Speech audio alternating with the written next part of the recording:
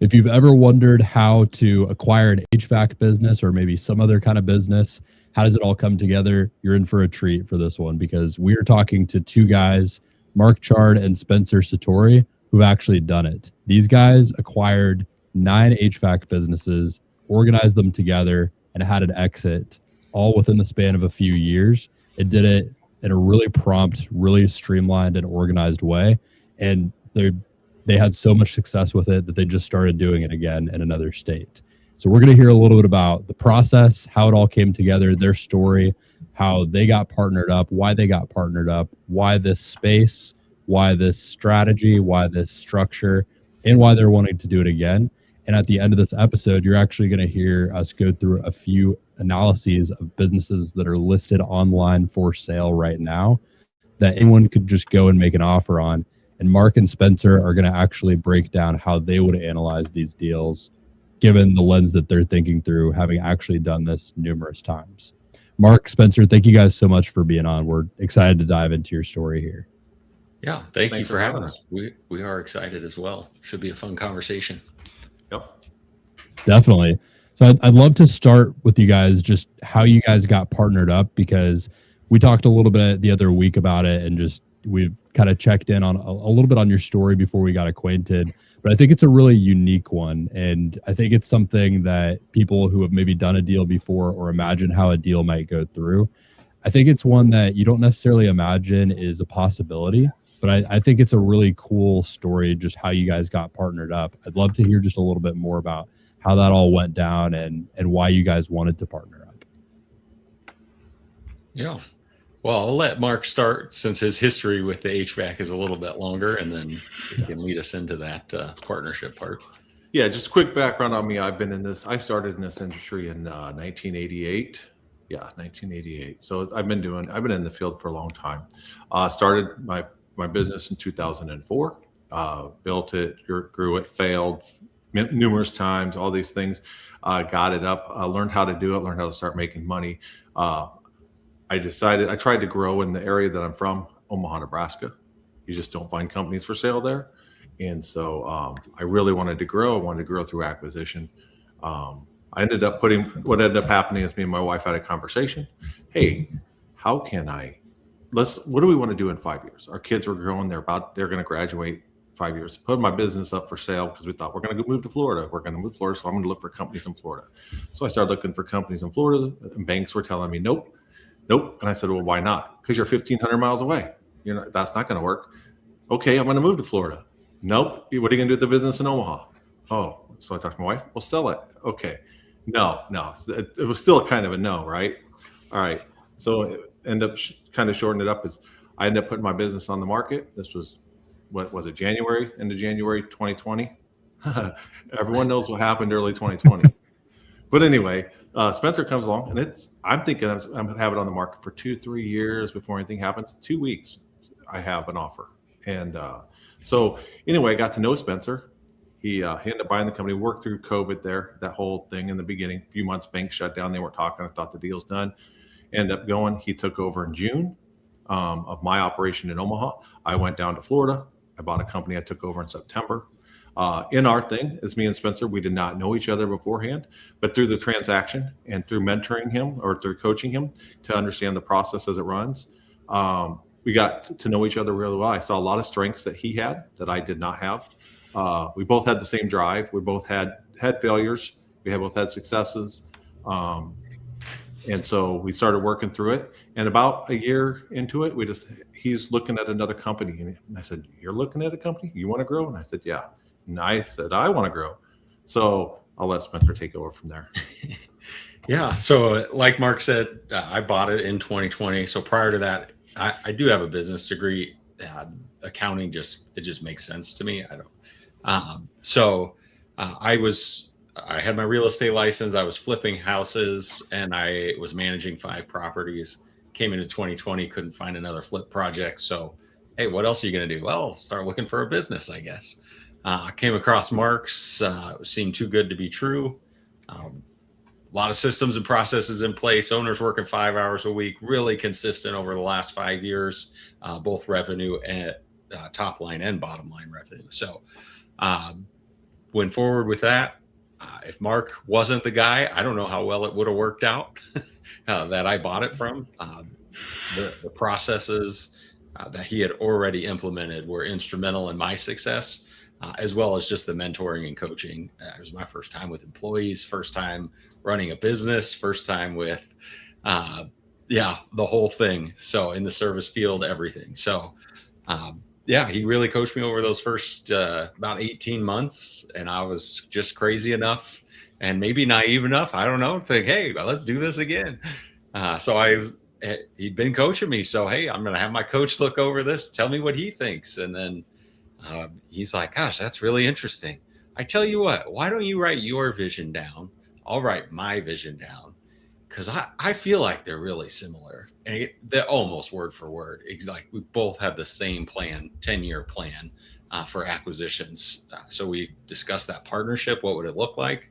And then at the beginning of 22, we partnered up.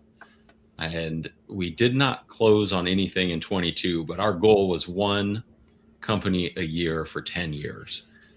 So leading into 23, we had a couple under contract. So we closed in 2 in January, which were SBA financed. We paid cash for 1 in April. We did 3 more in December, which were also SBA financed. And then leading into 2023, we started doing plumbing at one of our locations. And then we also opened a location in Lakeland from nothing. And then we bought another one in July and another one in August. So we went from about 3 million in revenue combined in 22 to by the end of 24, we did about 15 million in revenue. So it was a very rapid growth through those acquisitions. And then got approached by private equity. It wasn't really our intention to sell, but we really were beating our head on that $15 million wall. We came up with a plan to get over it, implementing things like EOS, the traction, those sorts of things. But we were going to be where we were for at least a year while we put the leadership and those leadership processes in place. And then that's when they approached us. So it was just really perfect timing for them. It was probably the 4th time we've talked to them, but the first time we were serious about potentially selling. So we ended up selling at the end of May in 2025 and negotiated pretty well. I feel like pretty well for non-compete. And now we're looking to do the same thing in another state, currently under contract to close in El Paso, Texas. So I think there's a few really cool things about that story. And the first one that comes to mind is, you imagine that you have to have had some kind of experience. I think a lot of people imagine that you have to have had some kind of experience running a business before to be able to step into a business and know what you're doing if it's already established. But it's so impressive to hear that. I mean, obviously you had incredible mentorship and coaching, but it's so encouraging, I think, for people who maybe haven't done this before or thinking about doing this, that you had obviously some real estate experience and understood the business world a little bit through that, but that you were able to step in and have employees for the first time and be successful in this venture just with the right guidance. I think another thing that's really interesting is I think a lot of people imagine, maybe even people who have been through a transaction before, imagine that you're going to get to the other side of it and then it's going to be, you shake hands and say, see you later. But I think it's so cool that you guys ended up coming back to this partnership and just had that same kind of vision. I think a question that I've had just getting to know you guys a little bit is, if you're someone who's looking to buy a business, how do you scout out for the Marks out there, the Spencers out there? How do you look for someone like that who might actually have some potential to be something deeper than just someone you're doing a transaction with at a given point of time? That is an excellent question. I think a lot is you have to read into the language they use. So if they don't mention that they have any sort of processes and it's something a business you have zero experience in, it's probably not going to go very well. Whatever they're doing, ideally you could do that exact same systems and processes Now, if you have a lot of experience in that particular industry and you can bring those, that's a different story. Where obviously Mark and I are bringing our systems and processes now to acquisitions. Had I not had that in place, it would have been a lot harder. Anytime you're looking at it, I mean, it was one of those like success overnight, but it took 15 years, right? So reading, learning prior, I mean, I have management experience in my past. I'm just constantly reading. I don't know. I read, well, now I just listen to audiobooks, but like the Rich Dad, Poor Dad, those types of, like, the whole series of those books teach you a lot about how to think about things. So don't just don't have a bad day at work and then tomorrow I'm going to go buy a business, right? It's, you got to plan and become the type of person that would run a business, right? You got to learn what you need to know in order to go in there and be successful. You've probably got to be prepared for it to be way harder than you thought it was going to be and expected it to be too. I'm guessing it probably wasn't easier than you thought it was going to be, right? It was not easier. No. And I mean, just keep going though. Once you're in it, right?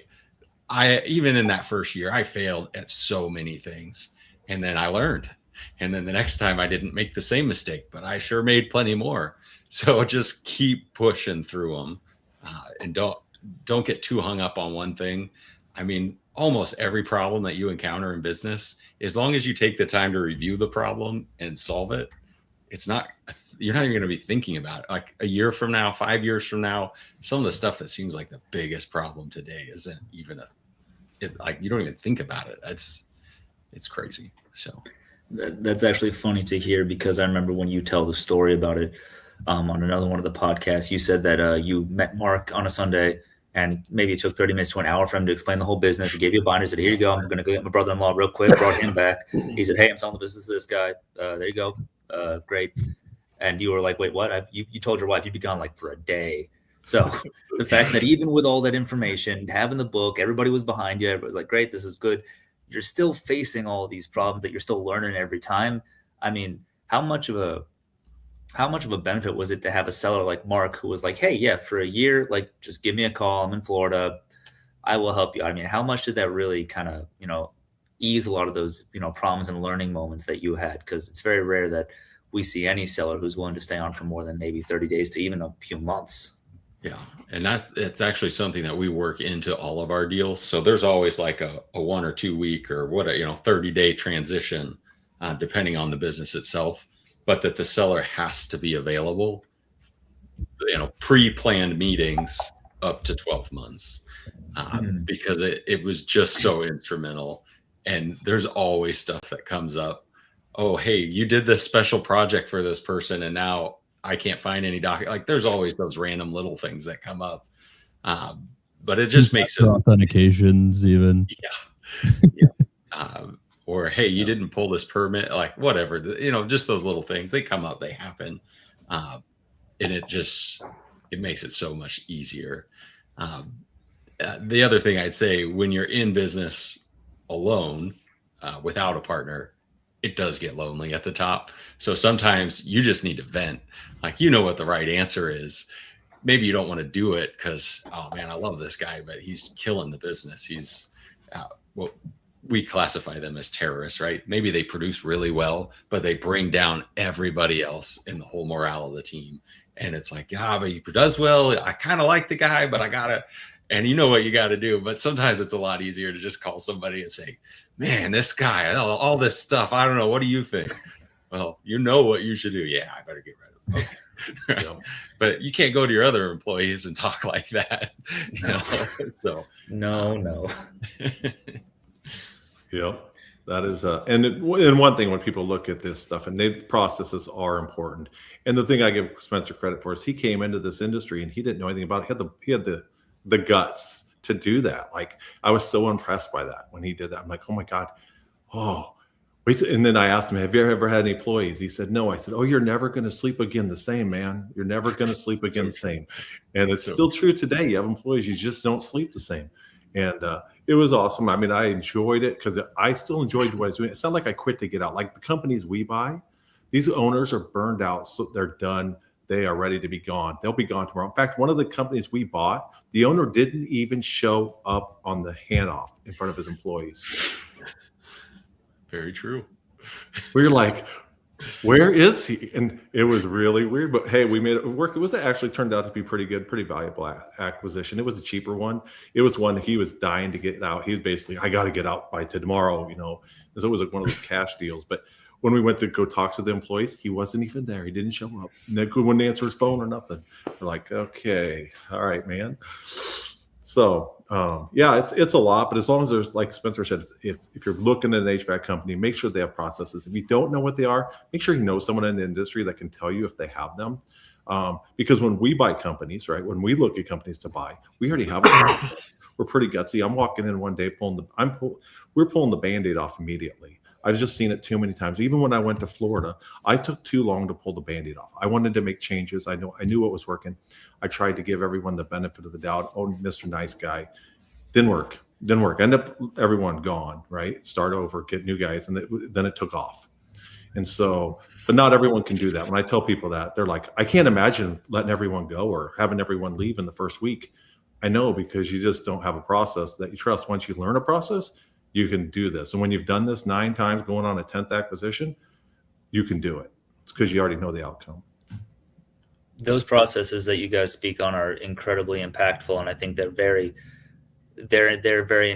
not the cookie cutter, you know, you need sales to do this. And these guys, I think the biggest thing that struck me when I listened to you guys talk about this was how you sort of flip the script of what a lot of people would think, where you say, no, it's not the techs, it's the admin. They're the keys to the kingdom. They're who you need to keep and talk to. Don't just say, I can find somebody else to do payroll because Susie knows John, who's the contractor for this, and she deals with him every week because the owner won't. And then I was like, oh my God, that's right. Yep. They are the most valuable assets. They really are. Our admin know more about what's going on in all of our businesses than we like. Once you have so many locations, it's impossible to know what's going on everywhere. But yeah, without that, I mean, if I get in and try to do it just about anything for our day-to-day operation, I'm just going to mess it up. So there's a process, you know, locally here in Omaha. Corey knows what to do, right? So why would I jump in and mess that up?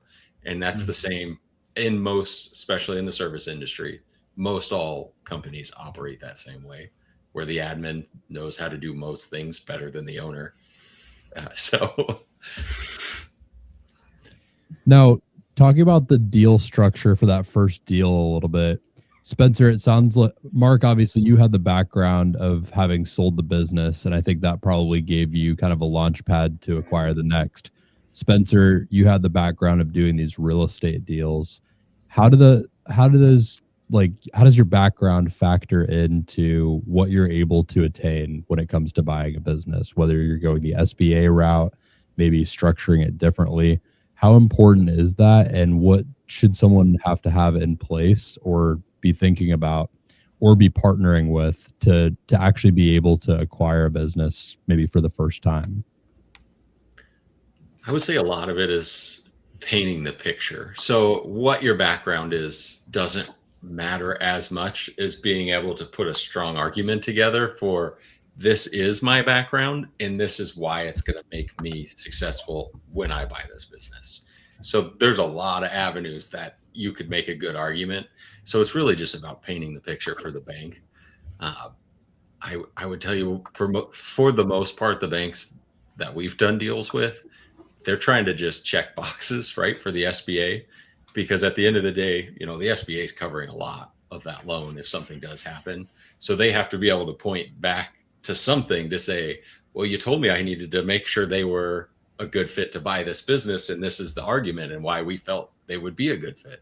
So once you know that, I feel like it's much easier to just, I gotta find a way to paint the picture and let them see my vision. So I think that's a really interesting and encouraging part of it too, because I mean, at the end of the day, everyone's got to start somewhere. If you've got millions of dollars sitting around, you can walk into any bank and they'll gladly write you the check because you can probably collateralize the whole thing. For the little guy who's just trying to get his first deal done, it's not so simple. I think it's really encouraging to hear that if you find the right angle and you find the right business, the business can kind of speak for itself and the story can speak for itself. Have you guys found, just kind of like a personal curiosity, I guess, have you guys found that some of the bigger, louder banks with the bigger names in the space tend to be a little bit more difficult to get deals done with? Because I personally feel like I've found that sometimes the smaller banks that aren't the biggest name in the space, but are maybe a little bit more flexible, a little bit more interested in getting a deal done, I've kind of found that those tend to be a little bit better. That is a great question. I feel like I'm they answering all. Mark, if you wanted to. Well, you're the one that deals with the banks all the time. But my thing is with the banks is, yes, like the bank that he used to buy my company was a smaller bank. We use a bigger bank now. You just keep going. You're going to be told no a lot. We've been told no a lot. Nope, not going to work, whatever the reason. And every bank that offer is different. When I went down to Florida and I bought that company, I had, I think, ended up with 3 or 4 different offers from banks, and all of them were different. All of them, how much they were going to finance, what the terms were, everything. They were all different. So you do have to decipher those out. Just because one bank gives you this offer does not mean that's the only offer you'll get. But you also, and there's so many, and some are faster and slower. So you have to pay attention to all that. But it is a pain in the butt to go through. So yes and no. I mean, we've seen both. We're a smaller bank and a bigger bank has done the deal for us. The real thing is every bank, whether they're big or small, has a different appetite. So there's certain things that they like and certain things they don't like. So some of those bigger banks, they don't like lending to service in the service industry, right? So they'll find any reason to say no. Where some of them, hey, we love this stuff. So they'll find more reasons to say yes. And it doesn't matter if they're a small bank or a large bank. I mean, I had a lot of success going to the smaller ones. When I was doing it, though, it was COVID. So all the big banks were like, we're doing PPP loans. We're not helping you. Sorry. Yeah. So, I mean, that was just one of those obstacles. I think I went through at least 15 that were just like, we're not even looking at them. So, and then I probably went through another 5 that said, no, we don't like it. So, I mean, just keep going. Somebody's going to do it. I mean, somewhere out there's a bank that needs to loan out some money today, right? I mean, that's what they're in business to do. So somebody will do it. You just keep getting no's until, you're going to find that one. So I think that's a great way to think of it. And I think one piece of feedback I've heard from a lot of people, and something I've thought before, and something that I'm like slowly kind of finding is not the case, talking to people like you guys and talking to banks, is I used to think that, the process is the process. The requirements of the SBA are the requirements of the SBA. And that's just how it is. And any bank will just do it. But at the end of the day, it really is it's an individualized decision for each and every one of them based on what they want to prioritize. And hearing that you talk to 20 or so banks just to get that first deal done, I think one person might hear that and say, oh, that sounds like a lot. But another person might hear that and say, oh, maybe when I've tried this in the past or thought about doing it in the past, I just stopped at the 20-yard line and I just didn't take it far enough. I didn't shop it around enough. I didn't find the right fit for this deal, even though I knew it was a good deal and I was excited about it. I think that's a really encouraging thing to hear. Another thing I'm curious about too is just how having a business kind of positions you for other acquisitions too, because I think there's some people that listen to our show, our episodes, that are already business owners, and maybe they're not getting into business ownership the first time and wanting to do that with an acquisition, but maybe they're someone like Mark who's thinking, hey, I've been doing this for a while. I know this industry really well, and I've got a great business on my hands. I just want to figure out how I can take this to the next level and start to acquire others in my space. Maybe I even have some peers in the space in my area that have businesses I would want to buy. How does having a successful business help position you for that continued growth through acquisitions? I think it does make it a lot easier for a bank to say yes. And then, I mean, I don't keep up to date on all the SBA rules, but when we were going through it, because we had one in the area, we were able to use an expansion loan, and it covered about 110% of the deal. So, because it financed 100% of the deal, and then they also gave us working capital on top of that. So we ended up having access to about 10% of what we spent on the business itself, above and beyond what we paid for it. So I would say SBA likes doing those deals. They want successful business owners that are providing those job opportunities to be able to expand, to continue to provide more job opportunities. I mean, that's why they started doing SBA loans to begin with. So, and that's a big one because that's zero money out of pocket for you as an existing business owner that is in the same trade. But once again, Spencer, there are banks that wouldn't do that loan, correct? Yeah, when they're 100%, they're like, "Oh, we don't want to do an expansion loan." It's like 100%. Isn't the SBA backing it? Whatever. So anyway, you could have those and that's even better because you're not using any of your own cash to go buy that next company. You're 100% financed. And even on our last deal that we financed, which was our fourth one that we financed with SBA, we still got told no 3 times before we found the right bank. So, and part of it was we wanted to do the expansion loan, right? So we were kind of picky. Hey, we want to do this. Can you do that? And some of them still said no. One of them said, yeah, we could do that. They looked at it, said, this isn't the deal for us. And then we went to the next one. So even with the experience having that success that we were having, we still got told no. So, I mean, it's gonna, I don't know. It's gonna happen. Now, I've also talked to some business owners who have kind of thought about doing something like that before. Maybe they've been running theirs for a while, maybe even 10, 15, 20 years. They've thought about making a move like that, but there's usually some fear of the unknown, of, am I going to be able to run something all of a sudden 2 or 3 times the size of what I'm running now, or 1.5 times, 2 times the size? How's that going to work? How does it get harder and how does it get easier? Because I'm sure there's a little bit of both. How does it get harder and how does it get easier having multiple businesses kind of running all in the same umbrella like that? What are some of the challenges and what are some of the things that are made more simplified?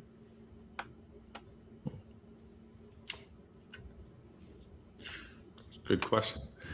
There's a lot of things, but I would say it's really, when it comes down to that, there is that fear, right? But to me, that's a faith-fear thing. Do you have faith that you're going to be able to do it, or do you fear that you're not going to? That's going to control your mindset in the deal. But it's definitely tougher. You have more employees, and you have to trust someone to take charge more than you had. Depends on the size of your company. You know, the bigger you get, you should have that leadership in place. It doesn't put as much on you. But if you're a smaller operation, and you don't have that, then you got to figure out who's kind of my right-hand person that I can have bring them in and help them, or help me get this done, right? So it's all of that. But it really comes down to, do you just have faith in yourself, right? Like, oh, it's all going to work out and I have a plan.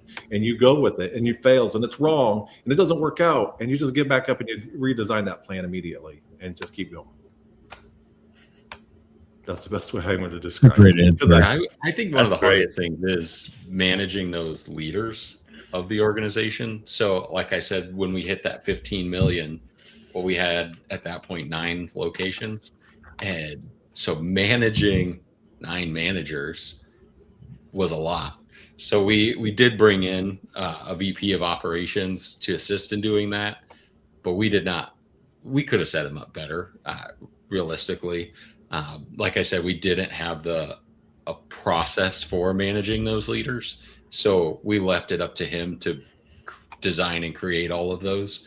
And I would never say he didn't succeed, because we obviously had a lot of success, but I think that was still preventing us from continuing the expansion that we were experiencing, was because we didn't set him up to succeed in that. He had to focus on what are we doing now, instead of how do we continue to grow.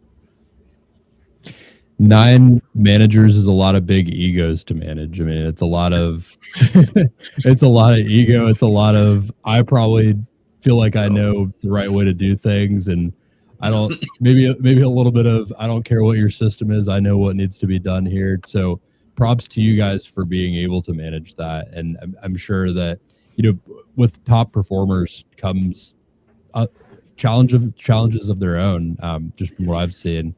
And I think it's just a really interesting thing how business works, because it seems like you get to bigger levels and you just face different kinds of challenges. The problems just change. What made you guys want to kind of start over from scratch when you kind of made it to the top of the mountaintop? Why do kind of the same thing again? And like, what did you guys want to bring to it this time? Well, I mean, for me, it was just to keep going. It was. What else am I going to do? I'm doing it. We intentionally negotiated it in the deal with the private equity. Generally, they tell you can't do this anywhere ever, and we said no, that's not going to fly, because I don't know what else I would do. Right? I've done this my whole life, and so we're like, that's not going to fly. If you want this business, this is going to be the deal. And they agreed to it. They're like, okay, you can go all these other places, just stay out of Florida, stay out of the Southeast. You have a selected states, and anywhere else get our permission, which they've given us permission anytime we ask about companies. They're like, yep, no problem. But it's just keep going, because otherwise, I mean, I'm 55. I'm not old, but I'm not young. But I still enjoy it. I've been doing it my whole life, and as long as I have the energy to do it, I'm going to keep doing it. So that's from my aspect. Yeah, and it's funny because Mark and I, like I said, our visions just line up so well. What else are you gonna do? I mean, right. So that, and then our 5-year plan. One of our 5-year goals is to create 10 millionaires. So, with some of our leadership team, we're looking at like profit sharing types of deals to help bring them along, and we're putting a lot more pressure on them to take on a lot more of that responsibility, obviously, in order to earn it. And so we can grow faster and far beyond what we did last time. So to me, that's pretty exciting. I don't know. Obviously, we made a lot of money from that last deal. We could have just hung up our hat and played defense the rest of our lives. But we did it for like 3 months. I was bored. So So transitioning into that goal that you have, which is a really big, really exciting goal. And I think something that's so compelling about it is that it's focused on benefiting others and uplifting others. And I think often people make these goals that are very self-absorbed and self-centered because they're just trying to reach something that is exciting for themselves. But when you guys told me that for the first time, that really stuck out to me. And it made me think about just how compelling that is for someone who might want to come kind of get on the rocket ship with you guys. Because, I mean, I would imagine that it's a pretty exciting proposition just to come join something where you know that there's going to be a lot of forward motion. You know that people are really trying to move fast and putting a lot of energy, effort, and resources behind something. What is kind of the conversation? What does the conversation look like when someone is talking to you guys and you think they might be able to be one of these leaders, one of these people that could be part of that plan that you have to make 10 millionaires? Well, a lot of it we had pre-planned. So we have hired quite a few of these people to help in that, as we call them, our acquisition team. But a big thing is drive. So I want to create 10 millionaires, but I can't want it more than you, right? So it's the same thing as Mark and I, like, you got to have the same vision. So if I know that your vision is, hey, let's blow this thing up and let's all, enjoy the spoils of the effort that we put in. I don't want to hear about you had to work 50 hours this week over the 40 that you were hoping to do. Like, I don't want to hear about that stuff. Like, we're all pushing for the same goal. And on the flip side of that, I can't make every decision. Mark can't make every decision. Like, you know what the vision and the goal is. You know what our annual goal is. You know what our quarterly goals are. you have to be able to make those decisions for the team in order to achieve those goals. So, and that was the biggest, I guess, bottleneck that we had when we got to that 15 million, is so many decisions had to go through Mark and I that it just came impossible to get beyond that. That's all I was doing all day was problem solving. Today, not today, but the next 3 months, I was just so focused on that I didn't have the time to go out and look for another acquisition. It was just so focused on the problems of the quarter, which I guess, is better than the problems of the day, but it wasn't leading to the expansion that we were experiencing when we were looking at, hey, what are we going to do for the next 5 years? So I think it's an exciting time for you guys, and I love just hearing about kind of this next chapter. And I mean, I think one of the things that stands out is just in your story. I mean, there's many things that stand out, but one of the things that stands out so much is just how much you guys did so fast. And so I would imagine that there's a little bit of a process behind how you guys look at these deals, how you analyze them, how you kind of pick through the potential directions that you could go with an acquisition and decide this is the one or this is the next one.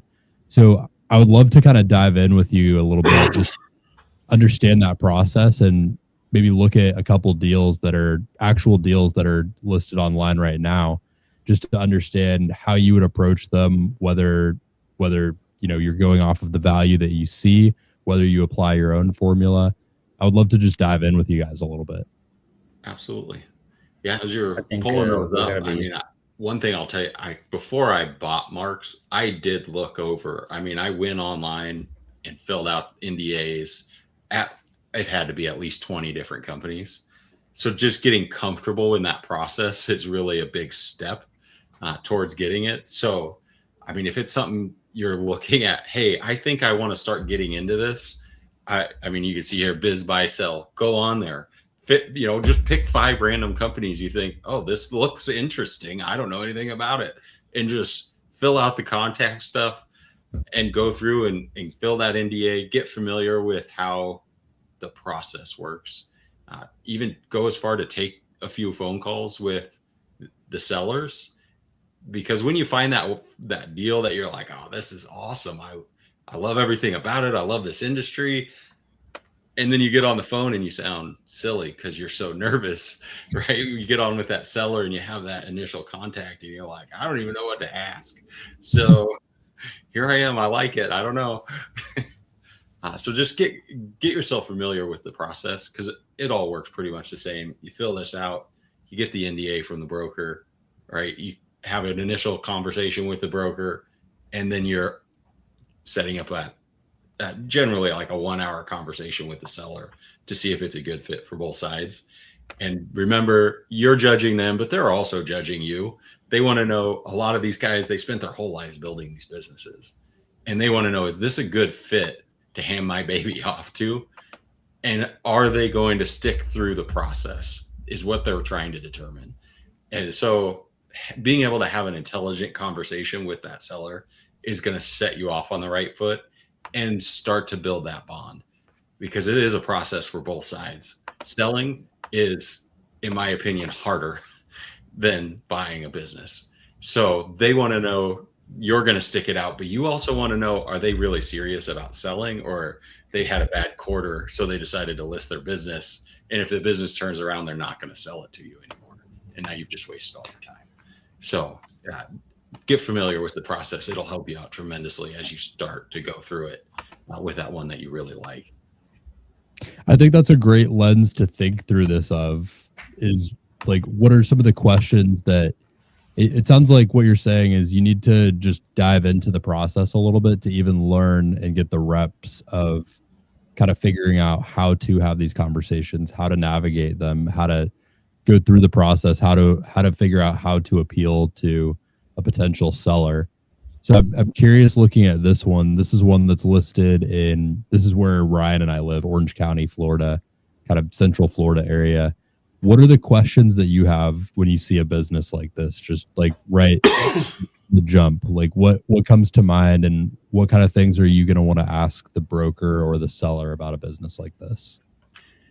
So the first thing is, how did you get to that percentage I mean, I know this industry really well. So 600 out of 1.6 you put to the bottom line. I guess I need to steal your process because I've never heard of such a high percentage. The only way that typically happens to have that high of a percentage is if the owner is in the business doing a lot of work. So they're the lead installer and the lead tech in the industry, in the business. They're doing most of the sales and most of the installs. I don't know, but that would lead to the owners probably working way more than you would want to work if you bought this business. So that stands off right off the top. And I looked this one over. I can't remember. If you scroll down, does it say the year that it started? I want to say this was the one that only had a couple of years. Let's see. Yeah, it's been I think it's been around since 20. This one maybe not. No, this is definitely this is definitely a more recent one though. They're saying not disclosed. Yeah, I don't know what's giving me this, but something about it just sounds like it's a little more recent. Yeah. And so that's always something to keep in mind too, is understanding the limitations of your financing. So like SBA, I think it's 3 years the company has to have been in existence. Doesn't mean it's a bad deal, but that means you're going to have to come up with a different way to finance it. Maybe because it's so new, the seller's willing to carry a note, but that can be tricky. You don't want to get yourself into a point where you owe them more than what the business is. I mean, they're really the underwriter of the business at that point. So they have a reason to maybe not give you the whole truth on things. And we've done seller finance deals where they've financed 80% of it. But it does kind of throw red flags that maybe there's something I'm missing with that business if the seller's willing to finance a lot of it. So yeah, those are some of the things that kind of came up right away. Well, have you ever been in a deal where you were asked to bring in $1 million of capital to then loan the rest of it? I mean, it seems like they're specifically targeting a type of buyer, or they're wildly out of place with what they're trying to get. Yeah, they. I mean, for this, if they really had 600,000 on the bottom line, it's not too out of price. I mean, typically the deals that we see are between like 2.5 up to slightly below 4. I mean, we've paid 3.8. But sometimes we'll overpay for a business because I know what my process is going to do when I get in there. So if that helps me get the deal done. But if you're thinking I'm going to go in and run it exactly like they're running it, you definitely don't want to overpay for that. It'll just make cash flow so much harder. And then another thing you'll want to look at. So they say 600,000 of EBITDA. So, or SDE, whatever. In this, it's used interchangeably. It's not exactly the same thing, but it's close. So what are they putting in for add backs? Because some people will add things in. So like I said, this seems like maybe the owner's working a lot in the business. Well, if he's doing all the work, you're going to have to pay somebody else to do the work. So it doesn't make sense to add his salary back in, because now I got to go and hire somebody else to do all that. And I mean, in this one, they're saying he's netting 600,000 as the owner and 5 employees and 6 subcontractors. So this is heavy relationship basis. Yeah, that's an interesting question too. How do you try to pick apart? I know you guys are more residential guys, like in the types of businesses that you go after, and maybe that's because of the relationship nature. But how do you pick apart whether there's relationship risk in either the clients that the business has or the employees that the business has? So we get a breakdown of revenue per customer. So anytime you see that they start to get, if you have a lot of them that are above 5%, that could indicate it. Or if you have 2 or 3 that are 25+%, that's where it's like, okay, let's look at those.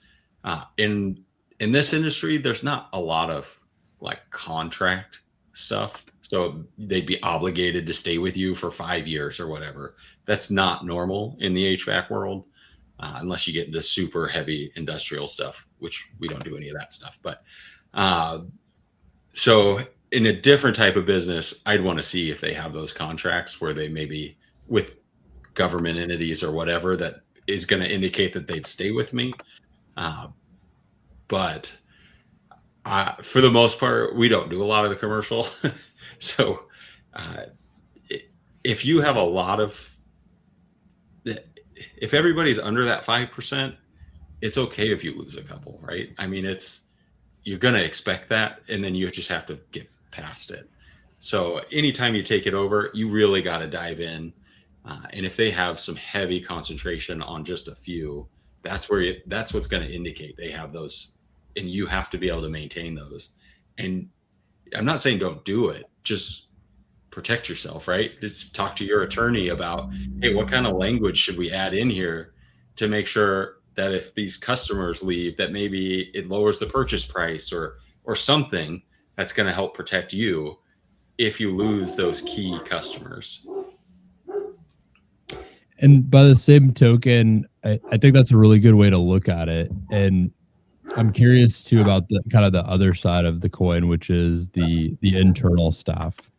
Because earlier in the conversation, I know we were talking about how irreplaceable it can be to have a great admin team in place. And sometimes that's one of the more valuable parts of the business that you're acquiring, that kind of inside knowledge of the way that it's working and the way that things need to continue to work.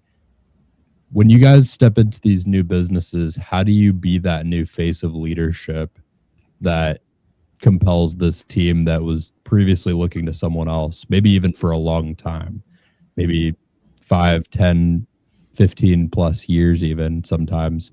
How do you be that new face of leadership that they can look towards and be confident in their livelihood? Because it's a big thing, right? I think it was Mark earlier that mentioned when you have business or when you have employees for the first time, you're just not going to sleep as well, because at the end of the day, you have people's livelihoods depending on you, right? It's a big deal. It's something that I think any rational person should not take lightly and should take very seriously. So I think people get nervous when there's transition in a business. Sometimes people get excited, I think, but a lot of times people get nervous because this maybe has been their livelihood for years and years, and there could be uncertainty about the future. How do you step into those situations and just kind of be that rock for them? Yeah, that is a great question. So I think I keep kind of harping on the same thing, but it's really laying out your vision, right? So if you got to help them look past today, because there is a lot of anxiety that comes with, like, do I still have a job? Are you going to mess with my pay? Am I going to still have work? What's happening? So laying out like, this is our plan moving forward. And it's a 5-year plan, or it's a 3-year plan, or whatever it is, to try to help them look past today and inviting them into that vision. So there's two sides of that. So there's that, I want to make sure that they're comfortable and they want to stay, but I also want to make sure that they're a good fit to stay. So you don't want to force it on them to say, hey, this is what we're doing. Now, obviously, we put our systems and processes in place on day one. So, so we lay out, this is what we're going to do, and we invite them into what we're doing.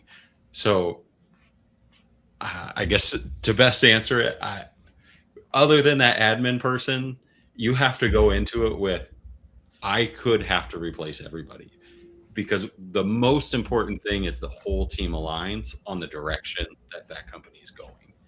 And if they're not on board with you, it will eat the company alive trying to fight against those people that aren't heading in the same direction that you're heading. So you do want to ease their mind. You do want to invite them to join you on the journey, but they also have to take that step to come with you. So it's got to be two-sided. Yeah. And you, as the new owner, it's terrifying, but you also have to be okay with it. Like, some guys aren't a good fit, and you're going to have to be okay with it, and you're going to have to deal with it as it comes up. So you got to be prepared to do what it takes to replace someone if you have to as well. I mean, at the end of the day, buy a business, no one has any obligation unless you've got a really tight employment contract to stay with you and continue to work for you. They could pack up their things the next day and say, hey, you guys seem like great guys, but I like the other guy and I found this other opportunity and I want to go do that. So you've got to be prepared to replace them too. Right. And I mean, if you have that employee that's leading the organization and you like that company's vision and where they're heading already, and your plan is, I'm going to go in and run the systems and processes they have, those are things you want to find out in the due diligence period. And ideally you'll get to meet that employee and let that, like, especially if it's a leader of the organization. So like you mentioned, having those employment contracts can really help, but even just getting to meet with them, even if it's 2 days before, and get them to buy in, that's going to help you a lot to get the rest of that team to buy in. If they already know, oh, the guy that's been leading us is going to keep leading us, or girl, sorry. They're going to keep leading us, and we're going to keep going down the same path we've been going down. You're far less likely to lose people. But everything you can uncover in that due diligence period is really going to help you to set yourself up for success when you take over. So I love it. I think it's a really safe bet if you could find the right business with that key person too, because there's continuity. There's continuity in leadership. And I mean, as it sounds like you guys saw, it's not so easy to lead many different businesses at once. So you have to have, it takes a village at that point. I've got another deal for us here to look at in Tampa, Florida. That is a little bit of a different structure. This one actually has some real estate involved. I don't know that they're listing any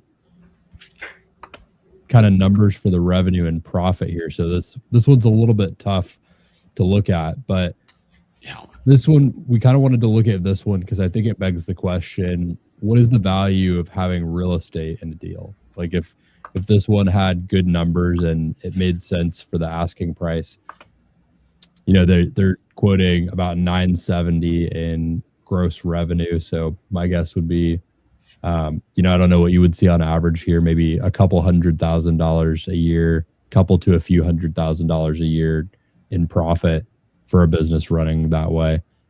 What is the value of that 850 in real estate? And is that something that you guys want to see in a deal? Is it something you don't want to see in a deal? Does it complicate it? Does it help it? How does that factor in with a plan like yours? Yeah. So a lot of it, the real estate, it just depends on, a lot of it can depend on your industry. So an example, if you're buying a daycare and you can buy the real estate with it, it's going to be really important that you have that real estate so you don't end up getting kicked out of there in the future, right? In our industry, it doesn't really matter where your office is. You can be anywhere and do it.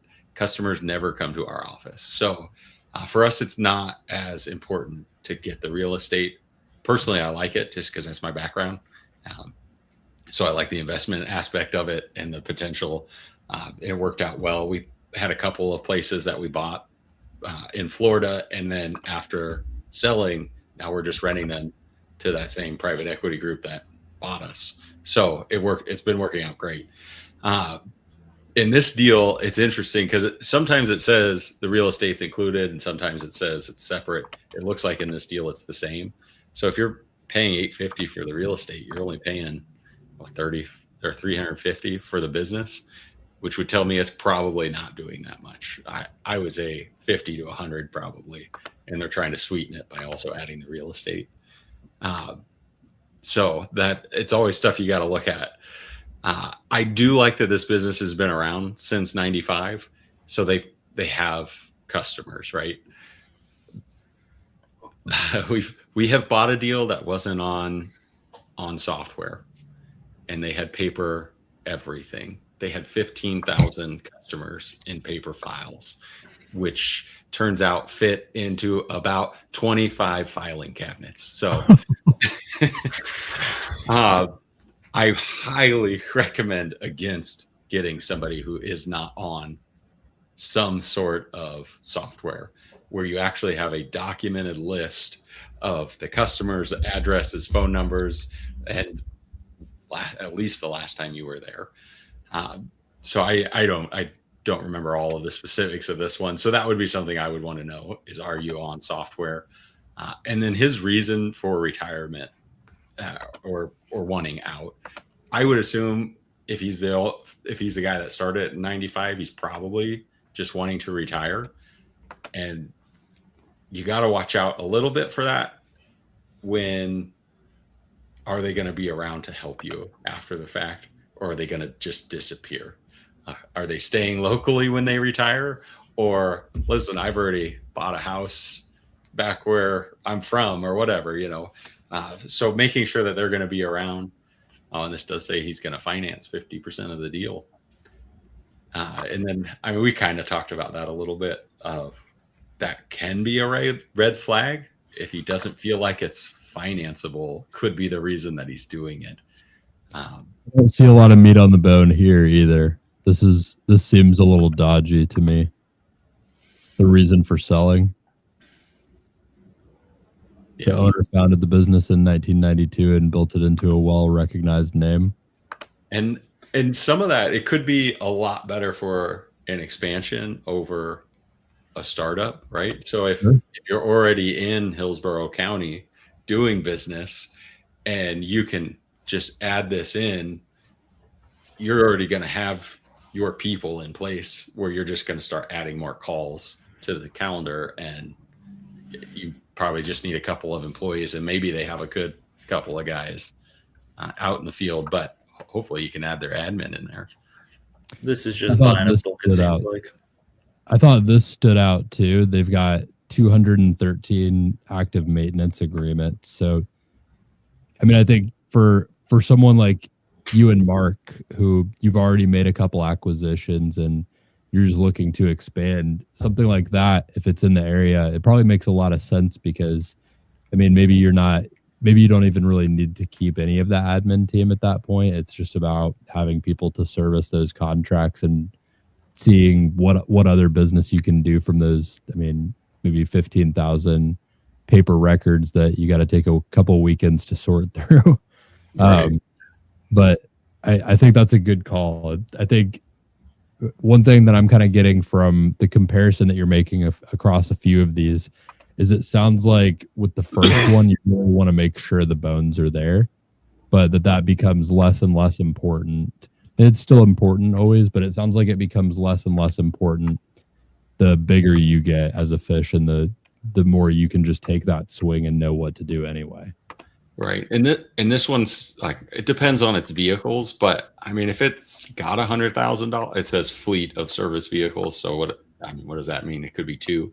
I don't know. But that could be, if it's got 100,000, you're only paying, what was it, $350 for it? It may be, it would definitely be more worth the guy that's, I'm already doing business here, I could just add to it and maybe resell the real estate potentially. So I don't know. I wouldn't shy away from looking at it, but you've already heard me talk about, I'll just look at all of them. It's fill the NDA out. If what you see here is such a small glimpse of the information that you get when you go through the process of filling the NDAs out and getting to see the sim and or whatever that broker wants to call it. What is the number one thing on that note? And I've got one more deal for us to look at here that I'll pull up. But what is usually the number one thing that is not present on the surface level on these listings, or maybe even on the sim sometimes, that you usually have to kind of pick apart a little bit more as you get into these deals and try to figure out? The number one thing that's not present.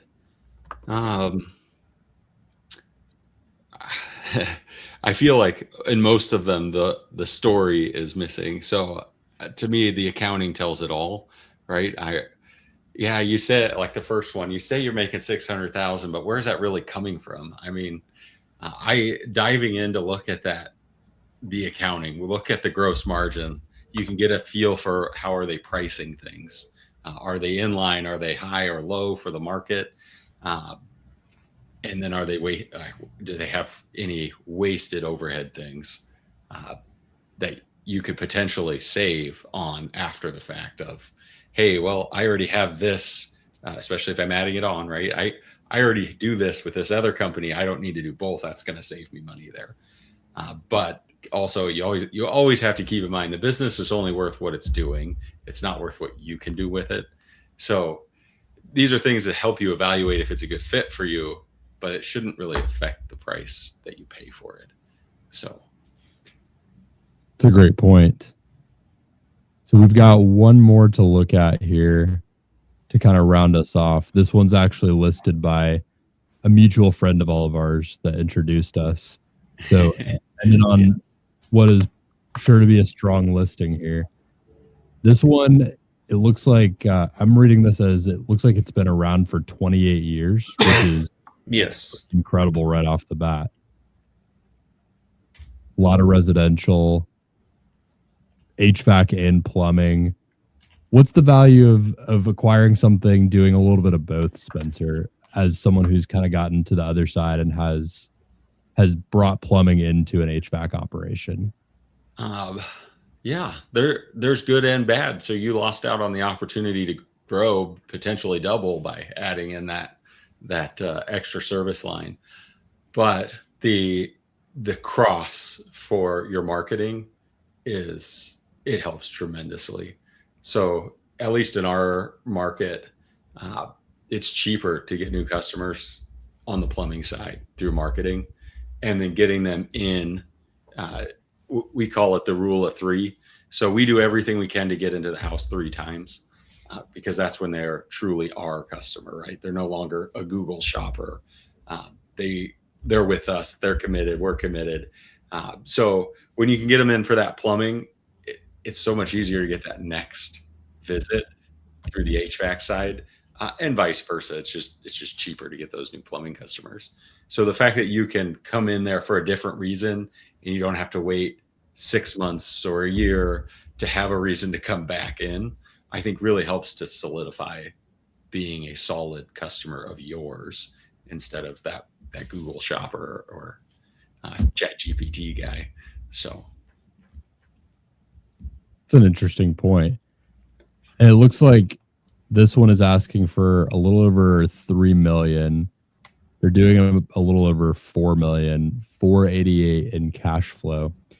What do you make of that from just a first glance as someone who has an idea of like what the margins are supposed to be like in a business like this? Yeah, I actually like this business a lot. So I do like this business. I wish it was in Texas. So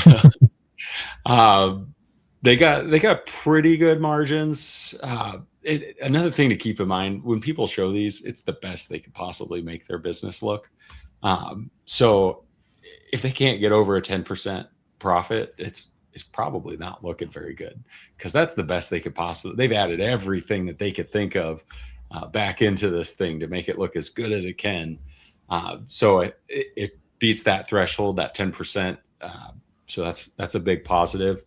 They're at about 150, a little over 150 per employee for their 27 full-time employees.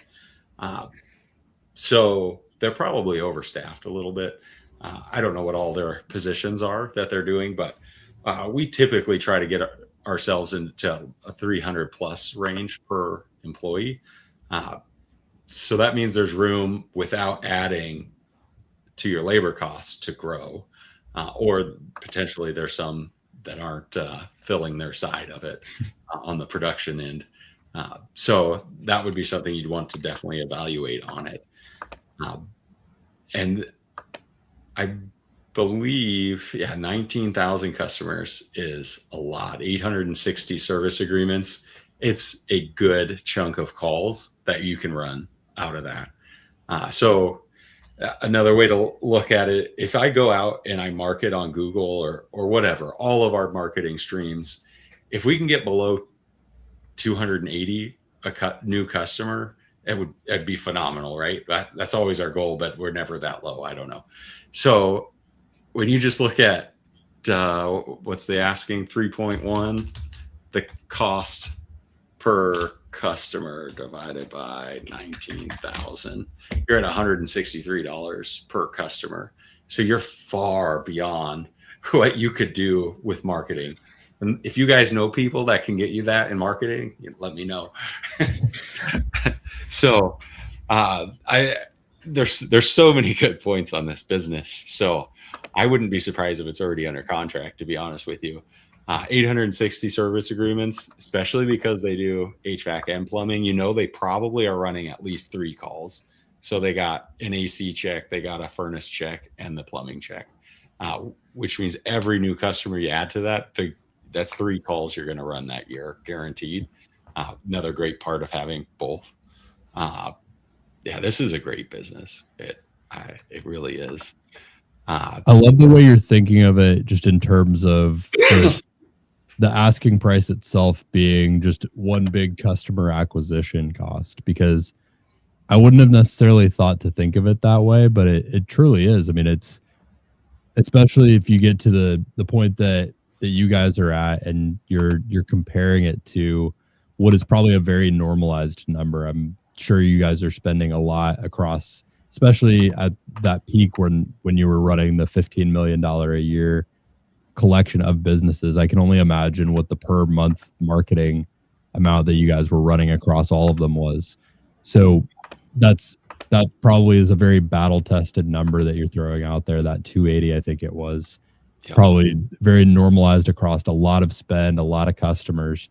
So to be able to get this many for that much under, it becomes a better value proposition. And then at the same time, maybe you're getting some assets and some great talent with it. Right. Which, then on the downside, the 2 locations can make it a lot more difficult. So you're going to have a lot of logistic problems. So when you close and they're not in the same spot, I mean, you heard from our story, like in January, we closed on 2, and it was tough. I mean, we had to be over here and over there for day 1.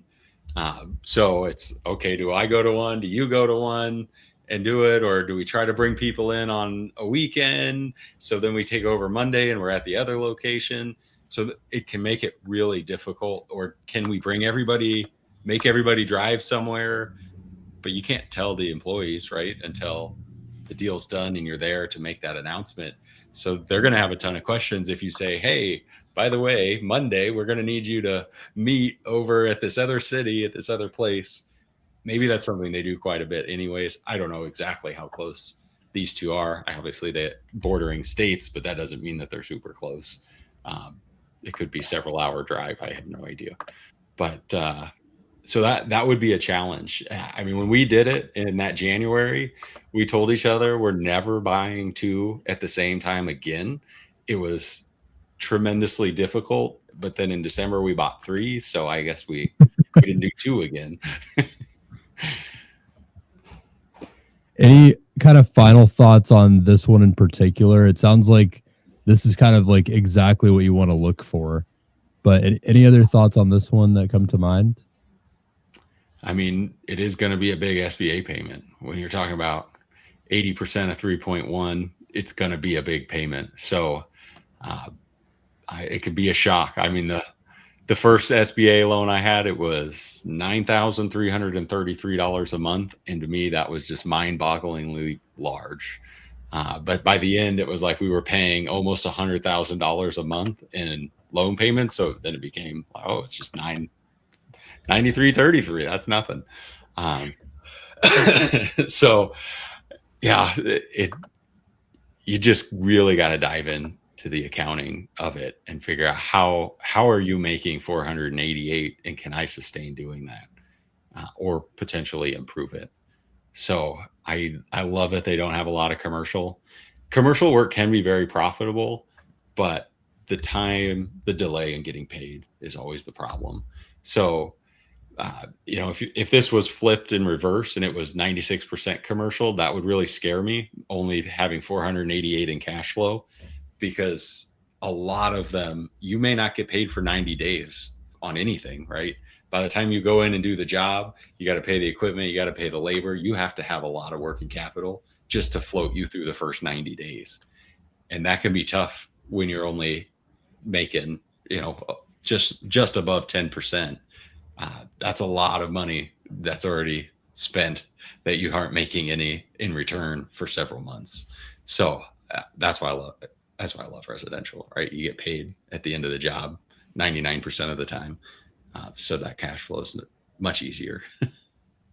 It sounds like, and I've been in commercial before, and it was brutal to grow fast for that exact reason.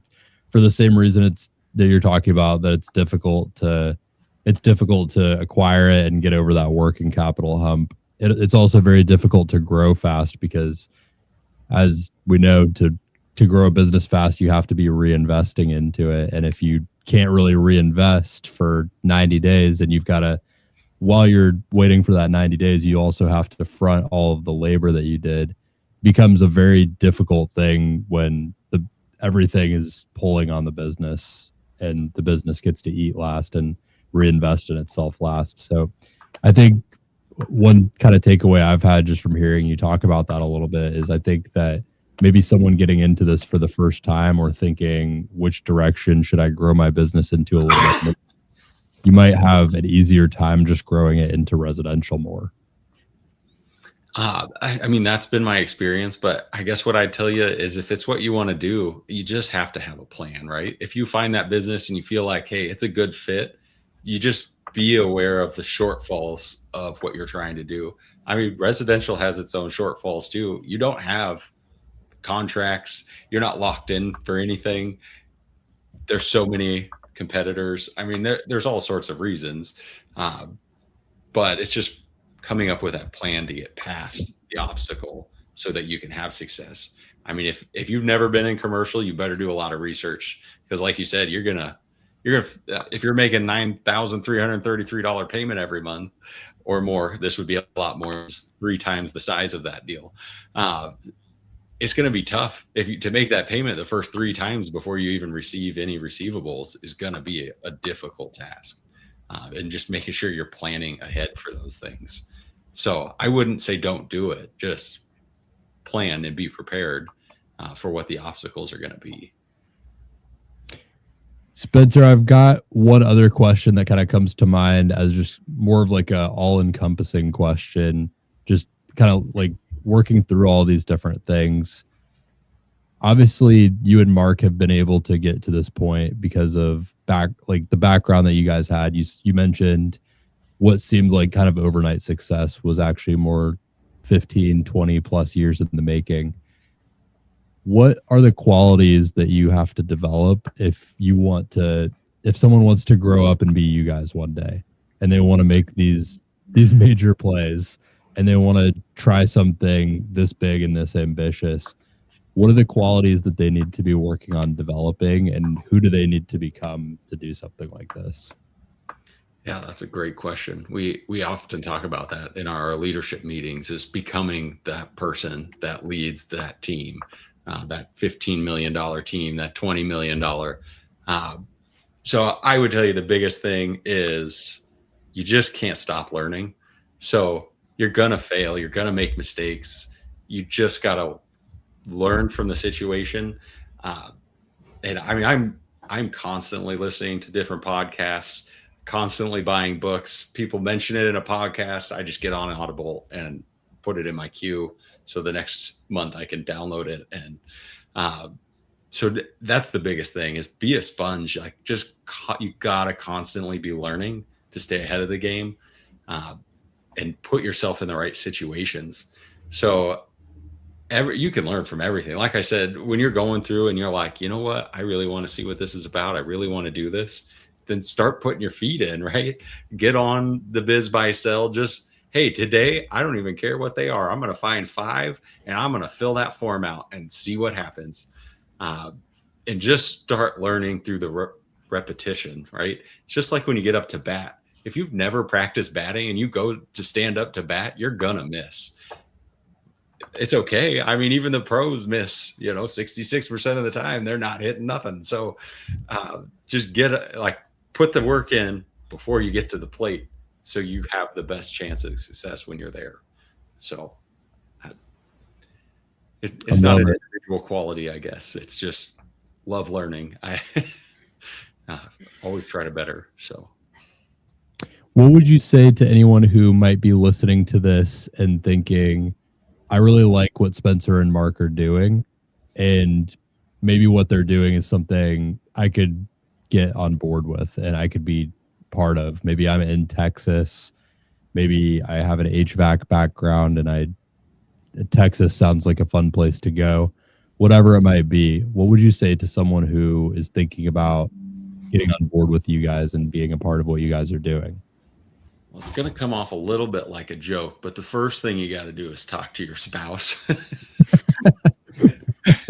So if my wife wasn't there supporting me and doing all of this, I never would have had the success. So get your spouse on board. Just like I talked about painting that picture for the bank, it's much easier to practice on your spouse because they're there every day, right? Oh, they didn't like yesterday's picture. I'm going to have to repaint it today. So practice selling that vision, that picture with your spouse. And then just take the leap, man. I mean, Mark talks about it all the time. He did mention it earlier, but that fear or faith, right? You just got to believe that you are the guy that's meant for that team, right? And I'm a God-fearing man, so that comes into it too. I believe that he gives you the tools to complete the tasks he wants you to do. And I mean, if it's something that's calling to you, you just got to trust. You got to have that faith. You got to have that faith in your spouse that he or she, mine's obviously my wife, is going to continue to support me through it. And there's going to be days that they don't support you. I mean, when you go through a month and you've lost a stupid amount of money, it's going to happen. And just continuing to sell that vision to your spouse, continue to get their buy-in and continue, to follow what you're being called to, whether you're a God person or not, just follow what you're being called to. That's what I give you the advice for. That's awesome. Where's the best place that if someone's trying to find you guys and maybe follow what you're doing, follow other podcasts that you guys are putting out, conversations you're having, content that you're sharing, or just keep tabs on you guys and try to learn from the journey a little bit?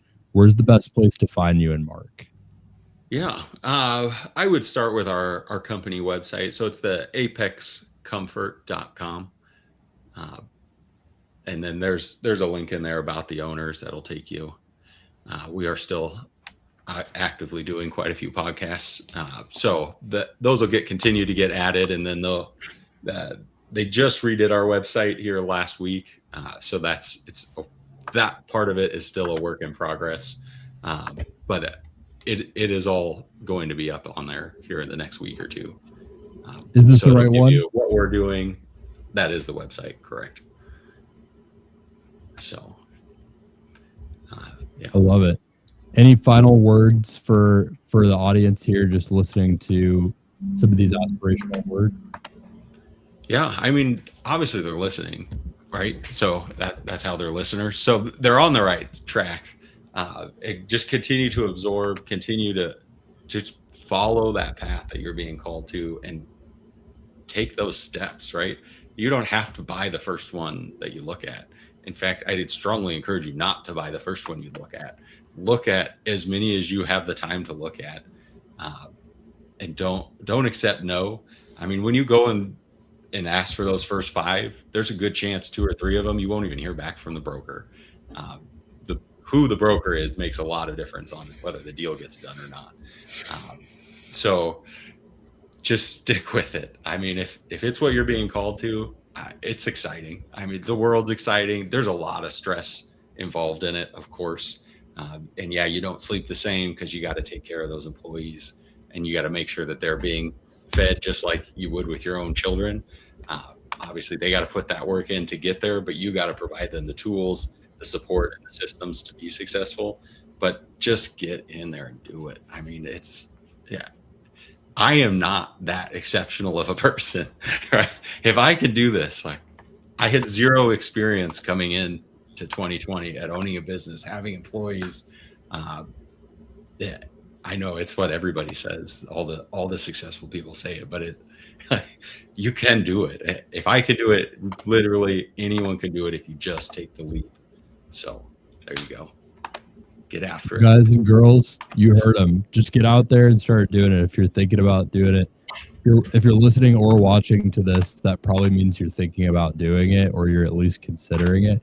So just start taking some of the steps. Spencer and Mark laid out a lot of the steps during this conversation. The steps are there. All you have to do is just start getting the reps in. And go check them out on apexcomfort.com. I've got it pinned in the comment here as well. So you can go see a little bit about what a business like this looks like and some of the elements that go into it. Go find Spencer and Mark on their other podcasts that they've done where they've covered other parts of the journey, other things about what they've done. And Spencer, it's been such a pleasure having you guys on. Thank you so much for joining us. Thank you for inviting us on, man. It has been a fun conversation. Well, we're looking forward to just continuing to stay in touch. And until next time, we do this show every Tuesday night right around 6 p.m. Eastern Standard Time. So tune in next week for other conversations around buying and selling businesses and the deal making that goes into them. We look forward to seeing you guys then.